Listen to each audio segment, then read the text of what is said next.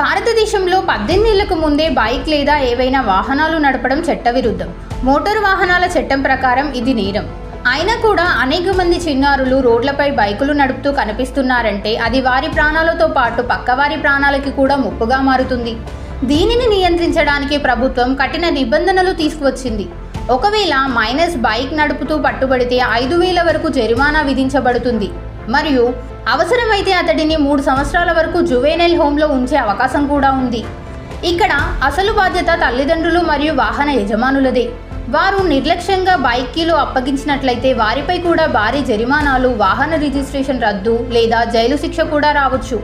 అంతేకాక minus driving చేస్తూ ప్రమాదానికి గురైతే బైక్ బీమా క్లెయిమ్ చేసుకోవడం కుదరదు. కాబట్టి తల్లిదండ్రులు జాగ్రత్తగా ఉండాలి. ఒక చిన్న తప్పు జీవితాంతం పశ్చాత్తాపానికి దారితీస్తుంది. పిల్లల భవిష్యత్తును రక్షించాలి అంటే మొదటగా వాళ్ళ చేతికి వాహనం అప్పగించకూడదు.